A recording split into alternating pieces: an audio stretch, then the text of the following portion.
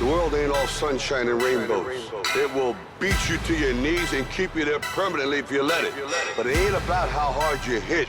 It's about how hard you can get hit and keep moving forward. I always equated training to mental toughening. Welcome to the Business Pump Podcast. It has the potential to change your whole life.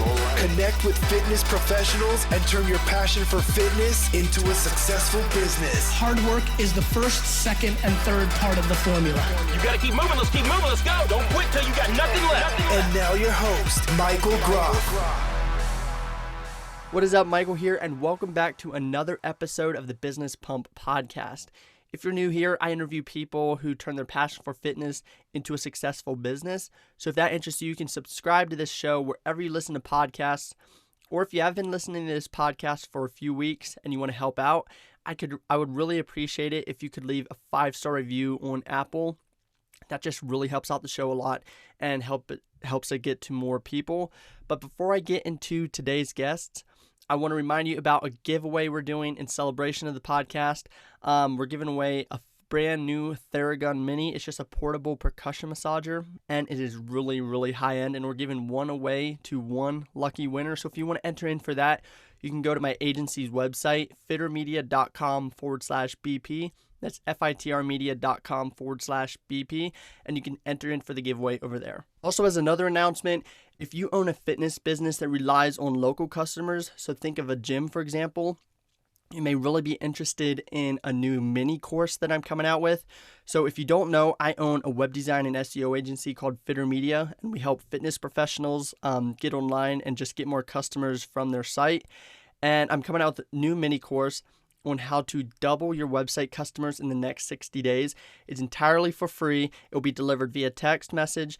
And on the course, I go over how to restructure your site to get more customers and also how to increase your visibility on local SEO so that you can keep more customers coming into your site from Google and local searches. So the example I always give is, say you are a CrossFit gym in Denver. When someone goes to Google and they type in CrossFit gym in Denver, if they're not seeing you there in the search results, you are going to be losing out big time on a lot of customers. So we go over how to collect some of that traffic for your site wherever you are located. But that mini course is coming out real soon. I'll announce on the show when it is officially out. But if you would like more info on that right away, you can just DM me on Instagram or Twitter or Facebook at bmichaelgroff. But that's it for that. Let's get into today's guest. So I had a really fun time interviewing today's guest. I'd connected with him on Facebook a while back, and I'm also in his fitness Facebook group. But his name is Bryan Parady, and he owns an online personal training business called Bones to Bulk. And his story is really inspiring and really interesting. He didn't even get into fitness until around 23. And then he started his personal training business a few years after that. And he gives some really good advice on how he built his personal training business as a side hustle while having a full-time job and a family at the same time. So he gives some really good advice on time management.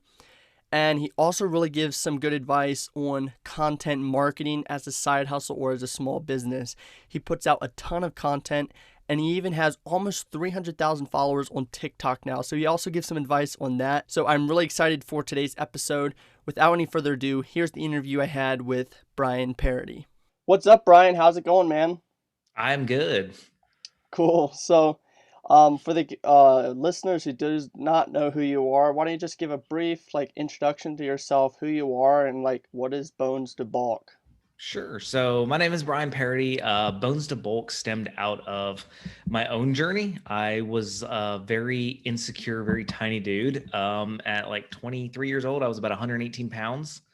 Had zero self-confidence, couldn't look people in the eyes, the whole gamut, and watched Rocky. It got me motivated to start working out. And that was kind of the beginning of the whole journey. I had a lot of ups and downs along the way, but that's kind of what first got me into fitness. And then I ended up falling in love with it and started teaching some other people and decided to make it a business.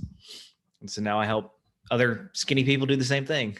That's really cool. So did you ever play sports when you were younger, or were you? I didn't. So you didn't? Okay. So your passion No. for fitness kind of started around 23? Yeah, that's when it began. I never really, I was always active Mhm. as a kid, but no, nothing ever like a league or actual, formate, you know, official sports teams or Yeah. anything like that. That's kind of like my story, except I was like the fat kid instead of the skinny kid, and then Yeah. I got into fitness afterwards. So like after you got like the passion for fitness and you wanted to turn into a business, like when did that happen? Like, It was kind of a slow transition. mm, So, I started at 23. I really didn't start taking things seriously. I kind of just dabbled in it for the first few years. And then I started taking it seriously. And people that I knew just were like, hey, what are you doing? Like, you look a lot different and you're acting a lot different. And so they would start asking me questions like, hey, I'm trying to do this. What's your suggestion on this? And so it kind of started with just people I knew coming to me for advice and asking questions. mhm, So then I was like, I might as well get my personal training cert and kind of see where that leads. So I did that and I started training people just on the side. And then it just continued to develop. And I started my own podcast and developed the actual Bones to Bulk programs. And so now everything I do is on in the online space. But yeah, it's just kind of taken off. So it's been an interesting journey, and it's by no means complete either. yeah. I definitely want to talk later, like you taking it online instead of taking the route some people take and like being a personal trainer at a local gym or something. Sure. But you mentioned um, for a few years you were just trying to figure things out. Like, how were those first few years in your fitness journey? Like, was it kind of frustrating? You didn't know where to go? Like, how was that? It was kind of a disaster in all Yeah. honesty. So, like I said, I literally watched the Rocky movies and like the next day went out and bought some weights and a bench and set it up in my house. And I had no clue what I was doing. I did Mhm. literally everything wrong that you can do. I did probably for the first at least year. Like I didn't lift correctly. I didn't really take the time to study anything, research anything, and figure it out. So it was just me and weights. Like I was consistent. I Mhm. lifted like 5 days a week for that year, but I didn't really see any results. Mhm. And so I was kind of at that point, like, okay, like this isn't working. I'm either going to give this stuff up or I'm going to figure out what the hell I'm doing. And so that's Mhm. kind of when I started deep diving things. That's when I started looking into the nutrition side of things, which that was everything. Mhm. Once I started eating right and eating the right amount, that's when things really began to change for me. But it was I had to come to that place where I was like, okay, what I'm doing is not working. So something's got to give. Yeah. So did you just kind of like went at it and tried things, or did you try to look up like how to do like how to structure your training plans or something? Because I know when I first got into fitness, I tried like looking up all the different things. How should I do stuff? And I finally got like so confused on like what's the right way, or because you see tons of Yeah. opinions on different things. Yeah, it's tough. I did, at the time, where I lived was out in the country, so like our internet was like half of dial-up speed, and this was like 12 years ago. So, Oh yeah. I read some books, but was kind of like it was kind of Hmm. like I don't know what to believe. Everybody's telling me something different, and for me being a hard gainer, Hmm. everybody always told me, well, just eat whatever you want. You're just trying to put on mass, and I did. I was eating probably 6,000 calories a day, Wow. but it was like just junk food, like Hmm. pizzas, soda, little Debbie snacks, you name it. Hmm. And nothing was changing. And so once I started eating actual whole nutritious food from good sources, I didn't have to eat near as much, but it actually was doing stuff for my body. And so it was kind of a lot of trial and error. Hmm. I would talk to people, at the gym, get different people's advice. I got some great advice. I got some terrible advice. Like it was a very long process. It took me probably, from the time I started at 23, it was Hmm. about a year before I started taking it seriously. And then it was probably another 3 years before I really kind of got to where I'm at. So Okay. it's a long process. Yeah. So you mentioned you kind of people started like seeing the results that you were getting in the gym and everything, and then that kind of transitioned into your business that you have now. Were you always like an entrepreneurial kid growing up? Like, how was that? No, I definitely was the complete opposite of Hmm. that. So my wife, I got married when I was 25, and my Hmm. wife is very entrepreneurial. Okay. So she was kind of the one that even gave me the idea. She runs her own business and Hmm. has long before me. And so she's like, hey, you could do a lot more with this. And Mm. so kind of seeing her and what she did, that kind of sparked it in me like, hey, I could do this too. So that's kind of where that initial idea came from. But no, I was definitely not the entrepreneurial type growing up. Mm-hmm. Okay, so like that transitions into like the next question. What made you take Bones to Bulk as like an online brand instead of maybe getting a personal training certificate and like going down the road and applying for a training position at a gym or something? Mm-hmm. Uh, Honestly, it was money at the time. That was Mm-hmm. kind of the initial thing. Personal trainers, you're very limited on your time. Mm-hmm. And you're very limited on how much you can make because of that. Mm-hmm. At the time, I had a pretty good job. It wasn't doing something I enjoyed, but it was making pretty good money, a lot more than would make as a trainer. And so Mm-hmm. I was like, well, I can't. At the time, I had a family. I'm like, I can't, take that big of a pay cut. So how else can I still do this on the side without it, taking away time from my regular job? Mm-hmm. And so that's kind of what initially led me to start trying things online. Okay. And I will say, like, I'm still learning new ways to do it online because it is a lot different and it has its own challenges for sure. Mm-hmm. So that's really cool. It kind of started as a side hustle then. Yes, pretty Yeah. much. So since it started at a side hustle, like how did you work it with a full-time job and a family? Like I don't have a family like you have. Like I have siblings and stuff like that, but Yeah. I'm not a dad or anything. How did you juggle like your full-time job, having a side hustle and your family at the same time? It was a slow build for Mm-hmm. sure, because I didn't have a lot of time to dedicate to it. So it definitely has been a very slow process, Mm-hmm. because I'm working with, the little extra time I have. But it was being very intentional with the time I did have. Mm-hmm. So I mentioned before, my wife runs her own business. So we're always, even when we're home and it's the weekend and we're, Mm-hmm. taking it easy, we're still working Mm-hmm. because running your own business never stops. Yep. And so it was kind of just managing my time very well, in all honesty. Like, hey, you know what? I don't have time tonight to binge Netflix. I'm going to put a couple hours into work instead and build something for the future. And, gradually it's become easier. And I have a lot of, methods in place now that make it smoother, but it is a challenge juggling everything. And the biggest thing I can say is, the little bit of time you do have, because we all have a little bit of time that we can play with, be very intentional with it.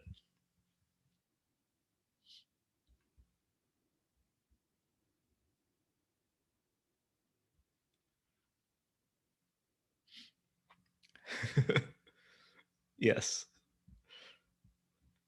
that's true. It's really true. So it's more than a side hustle. I feel like it's about equal with I do still work a regular job. The job I do work gives me a lot of flexibility. So I'm thankful for that. And especially since the pandemic, I've been working remotely. So that provides even a little bit more flexibility. So it is still a juggle, handling both sides of life, but I really enjoy it. And again, as I've gone on, I've learned a lot of things to help me speed up the process of creating content, and just things like batching all my content together. So, I'll set up all my equipment and I'll just hammer out a bunch of videos and a bunch of podcasts in one day. So it's all done and I can schedule it out and don't really have to worry about doing it in the week when I am working.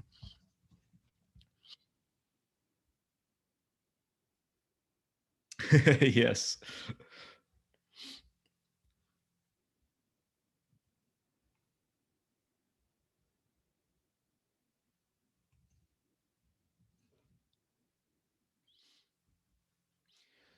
Yes, for when I first started, it was solely content, and that wasn't quite enough, to be honest. And I'm very consistent with my content. Like, I produce a crap ton of content, but I found that still wasn't enough. It wasn't until, and I had to learn this the hard way. Like, online business is in reality no different than business face to face. It's all about, you go and shop at a store because either you like their brand, or if it's a local store, you like the people that run it. Like, there's always some kind of personal connection there that makes you buy the things you buy. And so it's no different in the online space. And so it wasn't until I really started putting myself out there a little bit more, making connections in the online space, talking to people. And it's hard. Like, that's not easy to do because, again, it comes down to being very time consuming. but I started getting in different Facebook groups and different boards and just commenting on things and engaging in conversation. And people started to get know me as like, hey, that's the fitness guy. And when someone would post a fitness question, they'd tag me in it. And so it was kind of a slow build from there and just putting myself out there and offering what knowledge I had. Mm-hmm. So you said you would join Facebook groups. What was your strategy around that? Because someone might be listening and go, well, I tried to post something in a Facebook group and they like removed the post or something. Like what did you do with like Facebook groups? So I never tried to sell anything in a Facebook group. I never even mentioned what I did.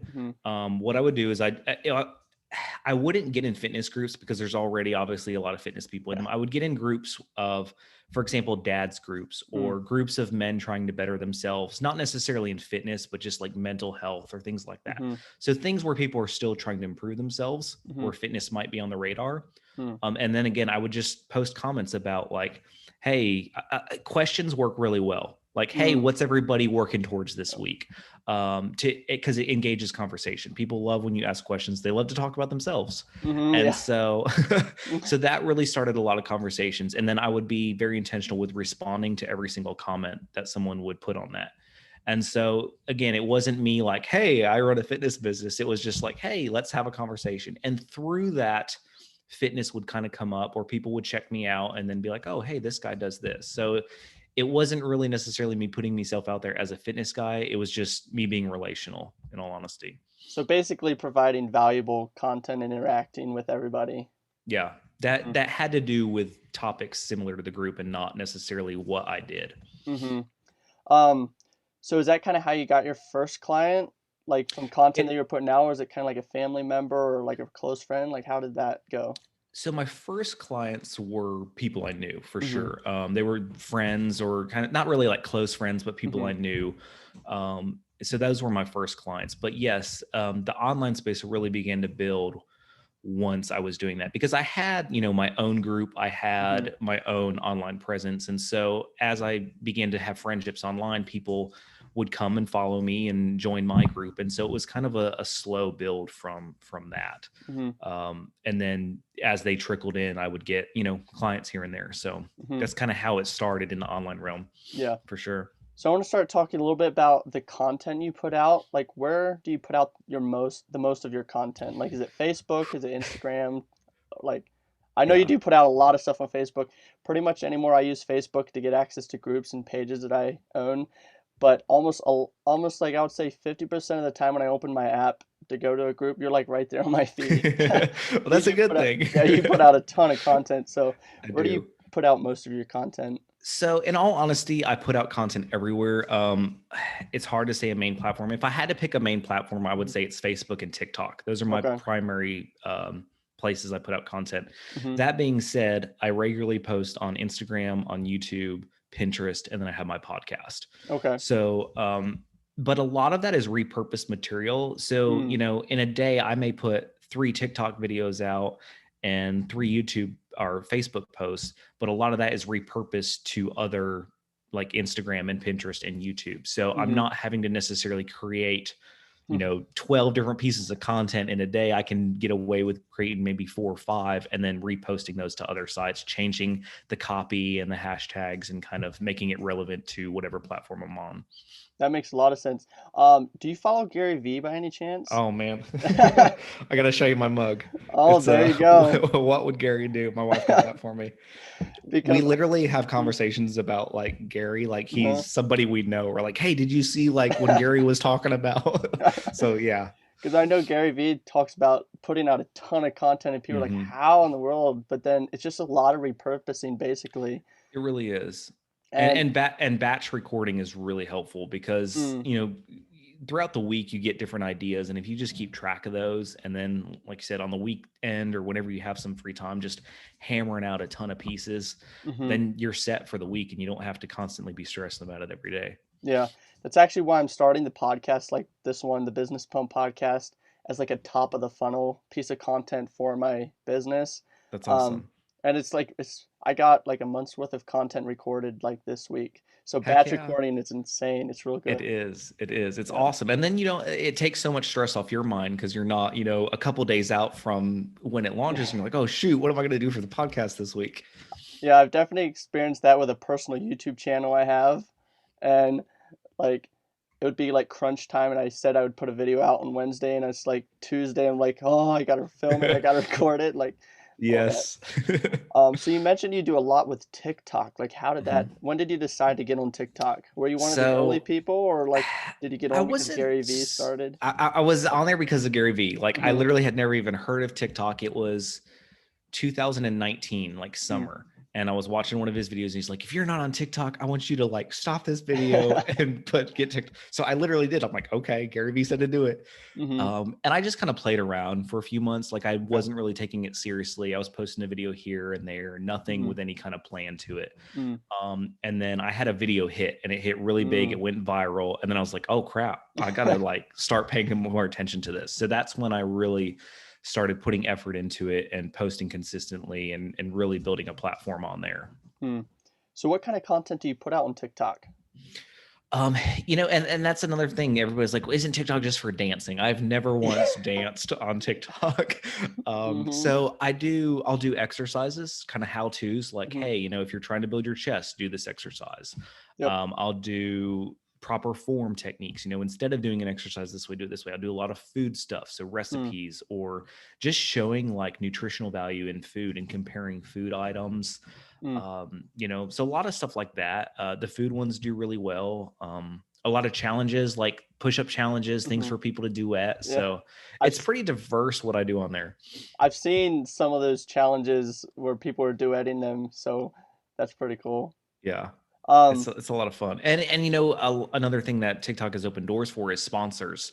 okay. And I've been able to work with companies on there and feature their products. And so it opened a lot of doors when, I started building a platform on there that Yeah, extended into other areas of the business. that's pretty cool. I had no idea because I was going to ask, like, have you seen a direct correlation between, like, have you been getting clients from TikTok? But it sounds like you're getting sponsors too. Why don't you explain a little bit about that? Sure. So, the first time was somebody reached out to me Mm-hmm. about me featuring a product in a video in exchange for product, and then Mm-hmm. that was kind of the thing that put it on the radar for me. I'm like, I need to look into this. So I just Mm-hmm. started finding. I would go through Google. I'd sit there for a couple hours and I'd go through all these companies that kind of had something to do with fitness or a product I already was using or Mm. something I already believed in. I was never going to like try to find something that like I don't use myself or Yeah. wouldn't use myself. Yeah. And then I would just cold email them and I'd be like, Mm-hmm. hey, this is me. This is what I run. This is my following number on TikTok. Would you be interested in sponsorship? Mm. And, percentage wise, it's maybe 5 to Mm. 8% that I hear back from, and maybe Oh. 4% that actually say yes. Mm-hmm. But when I'm emailing 100 people out, that's still good return. And so it's been a real lucrative thing. I've worked with a lot of companies now. Mm. Some are kind of one-time deals, some Mm-hmm. are monthly reoccurring things that I do. So Okay. it's been a really eye-opening experience. And I honestly, I love that aspect because Mm. I'm not going to say it's easier than Mm-hmm. client work. It's just different. It still Mm-hmm. has its own unique difficulties to it, Yeah. and not trying to come across silly and preaching a product or anything. But I really enjoy that aspect of it. It's interesting. It's really cool when you start a new business online, how you can get so many different avenues coming in, like different streams of income. Yes, it So is. like how big was your following when you got your first like sponsorship or like a product in exchange for a video? Like how big was your following at that time? It was around 100,000. I Okay. don't remember the exact number, but it was roughly around 100,000 followers that I had when I had the first one reach out to me. And then as it's grown over time, I've been able to get more, and it's still kind of a reoccurring thing. I still will spend, an hour a week or 2 hours a week just researching some different companies that I can reach out to. So Okay. it's kind of And an ongoing process. you mentioned 3 TikToks a day. Is that kind of Mhm. what you shoot for daily? I 3 shoot for TikToks at a day? least 3. If I Mhm. can do more, it's just like added bonus, but 3 is kind of the minimum that I make myself do. Absolutely. And Okay. usually that's 2 original pieces of content and 1 duet. Oh, okay, I gotcha. For those listening who don't know what that is, what's a duet? So a duet is basically where you get to take a video that someone else has done, and then it kind of split screens you with that video, and you just can record either you mimicking what they're doing or kind of reacting to what they're doing. So it's just a fun way to connect. And so you can find a lot of videos that are in the same vein as what you do, like fitness and which is what I'll do. And then just kind of, it could be someone on a fitness journey and I'll just kind of like clap and encourage, or it could be something that's funny and I'm just, laughing at the reaction. It's kind of silly, but it actually does really work for helping boost your, you out to audiences that necessarily wouldn't see your stuff. Mm-hmm. So for someone wanting to get on TikTok, especially like a business owner, like in the fitness space, like maybe they're a personal trainer, a nutrition coach, or a gym owner, even, like what are some tips you would give them when they're first getting on TikTok? Because I know someone who's not on TikTok, especially someone who's not like maybe a little younger, they can kind of be intimidated by it. But Right. you're absolutely killing TikTok, and you're not in the demographic that people think TikTok's like. Right. Like, Yeah, I'm considered the older on TikTok for sure. I would say, I know this sounds cheesy, but just start. You've got to just start putting stuff out there and have fun with it and experiment a little bit.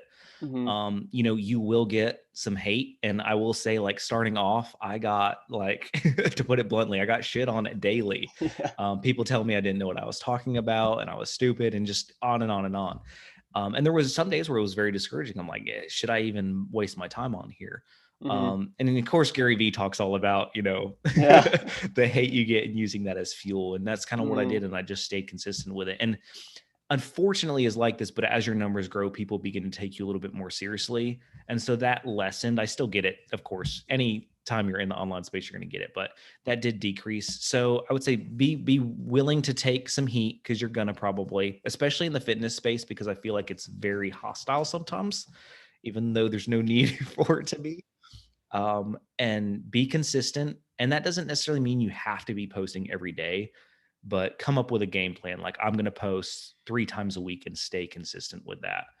Consistency is so freaking key. And we can get discouraged where, oh, well, this video is not going viral, but okay, maybe 2,000 people watched it. That's still 2,000 people that saw you and listened to what you had to say. It's still, put effort into those numbers, because that's still good. I know you like try to pack 2,000 people in a room, and ain't gonna, like, that is a Exactly. huge That's a number. lot of people. I know. Even like for personal, I bet you charge like monthly for your personal training. Like, even if you got one client from that one video for 2,000 views, that could be a lot. Exactly. Yeah, absolutely. And you never know who's watching, who's going to reach out. And, it's amazing how much turnover I have for people who follow me across different platforms, people who have followed me on TikTok, and then they reach out to me on Facebook and follow me on Facebook and join the group. And I become, I know who they are now. So there's a lot of connection that can go on. Do you recommend somebody kind of consume TikTok before they post, or just start posting right away? Both. Do both. Because we can there's 2 things. We can kind of forget the platform we're on and just do our own thing, and kind of forget, hey, I kind of need to cater this to what the platform's designed for. And watching a lot of other content will really help give you ideas. But at the same time, sometimes we can consume too much, and then we judge our own stuff. Well, my videos won't be this good, and that can kind of cripple us too. So I would say start doing both. Spend 30 minutes a day creating and 30 minutes a day consuming, and start from there. So this is kind of back to like the general content thing, but how much do you plan out content, or is it kind of like from day to day? Like, how does that work for you? So what I'll do is I have a content calendar, and with the exception of TikTok, I plan everything out for the month usually. So I'll plan out what my podcast episodes are going to be on, what my YouTube videos are going to be on. And then I'll kind of build my TikTok and Instagram and post around those topics. So, once I have my topic for YouTube and my podcast for the week, okay, now I can build some smaller pieces of content around that. So I wouldn't say my TikToks are planned out a month in advance, but I have at least a general idea of kind of what I'm going to be doing with it. Okay. For someone watching who's like kind of who is wanting to start a business, kind of like Bones to Bulk, whether it be a personal training business or something, what's some resources that you would recommend? Like, how did you get your personal training certificate? How did that work? So I went through ACE. There's a lot of really good, NASM is really good. ACE is really good. There's a few other ones out there that are really good. But it's basically just, the one I did was just an all online course. So they send you the material in the mail, you follow along the videos, there's practice tests, and then your actual physical test, you do have to find a location to go test at. But most most cities have somewhere local you can go test, and you take the test. And it's kind of up to you as far as, how long you want to study before you take the test. I recommend around 6 months at least, just so you have a good solid amount of time to study before it. But that's how I got that. And then the rest of it just was honestly a lot of trial and error. Trying out different equipment for podcasting, or watching YouTube videos. I mean, we have everything at our fingertips with YouTube. Trust me, I still every day I'm like, how to set up a website, how to build a funnel. So I mean, use other people's knowledge for sure. I'm definitely one of those guys that can get caught up in like the details and kind of almost be a perfectionist. So like with this podcast, I was like, all right, I'm just going to start. I know some people think Zoom isn't good for a podcast, but I am just going to start it anyway. Yeah. Yep. Yeah. And honestly, like my wife has a pretty big podcast, and she's interviewed a lot of big names, and she uses Zoom. And so, yeah, I mean, people can nitpick things, but in all honesty, we're always our biggest critic. And we're going to be way more picky than most other people are. You want to put out good stuff, but it doesn't have to be and it honestly will never be perfect. Oh yeah, but yeah, by no means. So you got your personal training certificate. How would they go about getting their first client? Should they offer a free training for free to start, or like how would that work? Like how did you do it? So there's a lot of different things you can do.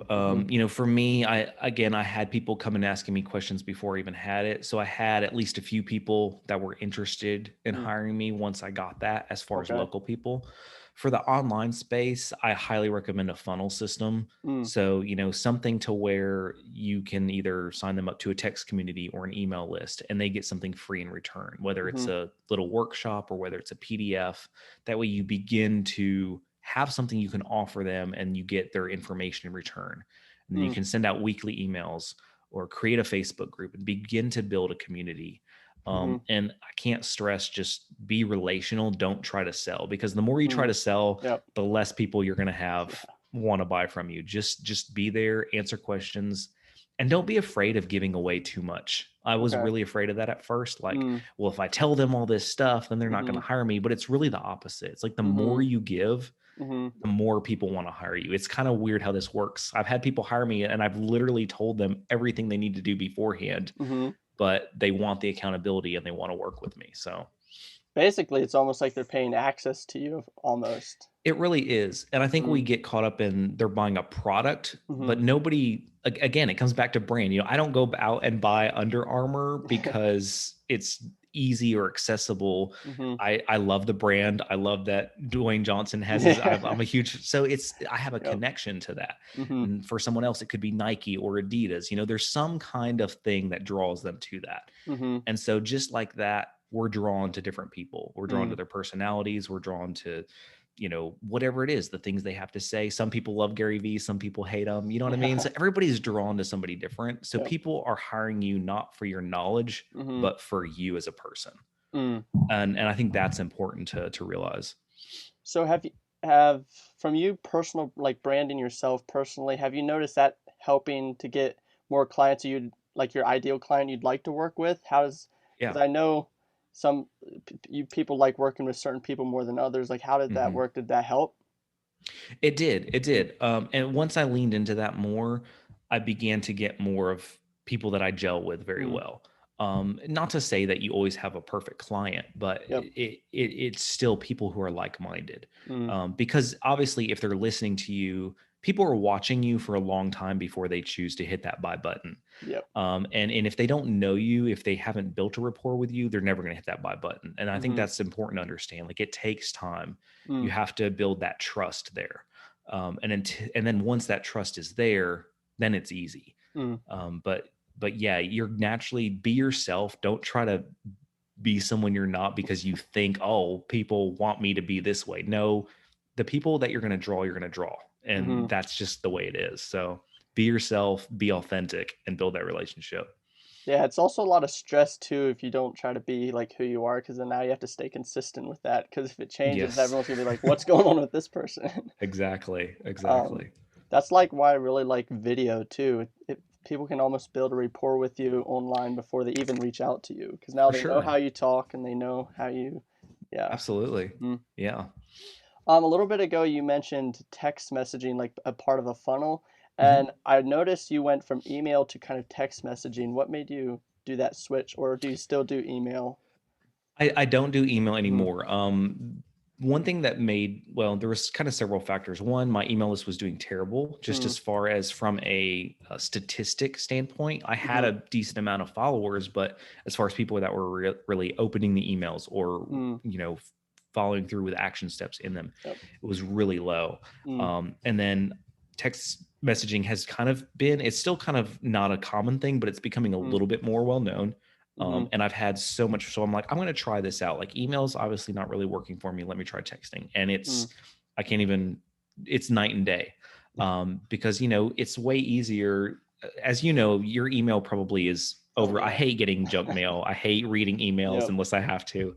And whereas with a text message, it's like, oh, who texted me? Mhm. And it's also an easy way for them to quickly respond if they want to, and I can Mhm. see it, and then I'll respond to their text. So it feels a lot more personal, Mhm. and I think people like that. And again, it's all that relation building.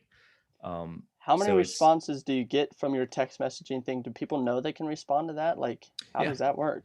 So what the way it works, it's not my direct number. It's a second Mhm. number that I have set up, Okay. and I can access it through an online platform. Mm. And so I can actually respond to texts from my computer instead Nice. of my phone, which is nice because it's quicker. Mhm. But what'll happen is I can set up different funnels. So Mm. if you join my text community from Facebook, I can have you put in the Facebook keyword, and that way I know you joined from Facebook. And so Nice. I can cater my text messages to just my Facebook community or just my Mhm. TikTok community, or I can just mass send out a text to everybody. Okay. And then they get that text, and then they can respond to that, and then I'll Mhm. engage in dialogue, and that's the key. Like if I didn't respond to those, people would be like, oh well, this is dumb, he never responds. Yeah. But you've got to stay engaged with your audience, and so that's a big part of it. And that's, I think, why they know they can respond, is because, hey, he answered a question. And I do get questions. People will text me like, hey, I don't know if you're going to answer this, but how do you do such and such? And I'll respond. Mhm. And it's not something I check on a daily basis, because that could become a lot. But I Mhm. usually try to check it twice a week and respond to everybody. And I let people know that too. Like when I'm asking people to sign up for, I'm like, this is something I check a couple times a week. So if you don't hear right back from me, give me some time, but I will respond to every message I get. Oh, nice. And so I kind of build that in when I'm getting people to sign up for it. Mhm. I also saw you do courses too. When did you start setting courses up? So I actually don't do courses at the moment. I did do Okay. them at one time. Mhm. I didn't see a lot of Personally, I didn't see a lot of success with them Mhm. in the fitness realm, because again, I think people really want the accountability portion, which you miss in a course. Mhm. So I've kind of steered a little bit away from those Mhm. and moved more into the one-on-one, which has Mhm. been great. It's been a lot better. Mhm. That being said, I know a lot of people doing other stuff outside of fitness, using courses and crushing it with it. So it's an absolutely amazing thing, Mhm. because it's a self-enclosed course. It's very, once the course is designed, you're pretty Mhm. much, there's not a lot of work on your end. Yeah. So they can be a great aspect. But I feel like with fitness, one thing I've kind of learned is they Mhm. do take away from that accountability piece, which is what I find most people want when they're Mm. looking for a trainer. So basically, you're trying new things and seeing if they work. I really like that. Yeah, and it's always a learning process. Yep. I mean, technology is constantly evolving. There's always a Mhm. new app. There's always a new something. So Mhm. So if you could give a piece of advice to yourself when you were first starting your business, like what would it be? Like oh after you've been a man. few years into it, like what would you tell yourself? Or what's some advice you wish you would have known? Just try different things. Mm. It took me a long time to get comfortable with just trying things, Mhm. just putting stuff out there, putting myself out there, being honest with who I was. I felt like, I was talking kind of before, like, don't pretend to be something you're not. And I did do that for Mhm. a while, because I kind of thought, well, I have to be this online persona and be this Yeah. fake person. And that hurt me a lot, Mm. because people can see through that. Mhm. And so I would definitely say be honest with who I am, and just put stuff out there, and not worry about, you know, if somebody's going to judge me or if somebody's going to look down on me, because people will do that. But there's Mhm. also going to be 10 people who love what you put out. Okay. So, first of all, thank you so much for being on the show. If people wanted to contact you afterwards or follow you, like where could they do that? Sure. So I'm at Bones to Bulk everywhere. So Okay. bonestobulk.com is my site. And then my handle on everything is at Bones to Bulk. Okay, cool. Well, thank you so much, Bryan, for being on the show. Yeah. Thank you for having me. It was an honor. Thank you for listening to another episode of the Business Pump Podcast. Don't forget to like, comment, and hit that subscribe button. And stay connected with Michael on social media at @BMichaelGroff on all platforms.